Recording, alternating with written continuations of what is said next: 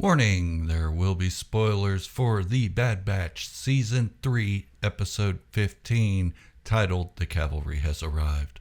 And what an episode it was. Oh my God. So I can't quit talking about this with people who really don't care.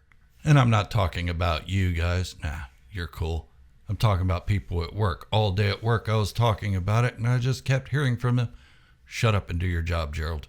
And I'd just say, no, what about this part? And I'd talk about it. And of course, they haven't watched it because they're not Star Wars fans. But I didn't care. I wanted to talk about it. And I couldn't wait to get home to make this video to talk to you guys about it. But before I do want to give a quick word from our sponsors. And those sponsors are people like you. People who just love Star Wars, like the channel, and wanted to be called sponsors. So I said, okay, let's do that. The first is Thomas Percy, 1954. Then we have The Force Dragon, 3781.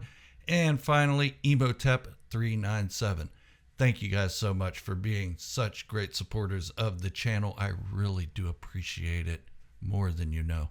And those sponsors are quick to tell you to go ahead and hit that subscribe button if you haven't already, because they know that 80% of you that watch my videos and enjoy them haven't subscribed yet. What are you waiting on? It's free.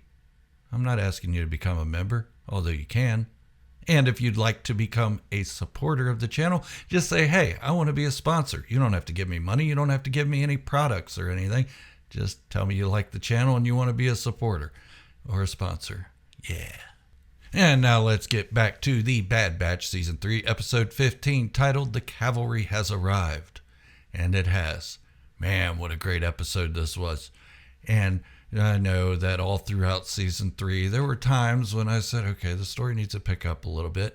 And it's dragging along inch by inch and all that stuff. And I wasn't wrong, but this made up for it. This final episode, the finale, really made up for it. And I'll talk about those shortcomings and how I'm wrong and all that stuff in just a little bit.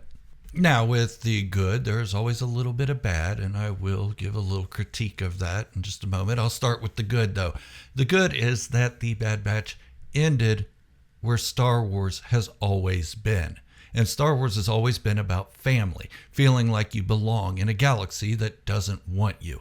And The Bad Batch really solidified that, and I'm so glad it turned out the way it did, with them being a familial unit. It was so amazing and felt so good. And yeah, it felt good. That sounded weird. Oh well. And I am so happy that they showed at the end how Omega grew up and joined the rebellion as a pilot. That really was just a kick in the teeth for me. Not in a bad way, in a good way. I liked seeing that Hunter had grown older and that Crosshair and Wrecker were still alive at this time. It was nice. And now let's get on with a little bit of the bad. The only thing bad I really saw with this episode was the dialogue in some places. Some of the dialogue was a little bit cheesy and clunky, but that's Star Wars. Star Wars has always had clunky, cheesy dialogue. Even Mark Hamill complained about it back in like 1979 or 1980 or something, and said how nobody ever talks like this. And it's right. Nobody in our world talks like this, but we don't know how people in other worlds talk because we've never met them. And we're not probably going to meet them anytime soon. Not that these characters are real. They're not. The Bad Batch isn't real, guys. This is fantasy. Science fantasy. And for all yous out there, yous. Did I really say yous? I did. Oh well. For all you out there who thought Tech is still alive, he's CX2, blah, blah, blah, blah, blah, blah, blah. All along I've been saying he isn't alive, and that CX2 is likely just another clone that's been reconditioned. And I was right about that. Doesn't mean I'm right about everything, because I was wrong on quite a few points. And I'm happy that I was wrong, because it makes it unpredictable for me. And I can't see where the end is. And that's awesome. Why watch a show if you know how it's going to be all the time? It makes no sense. You don't want that.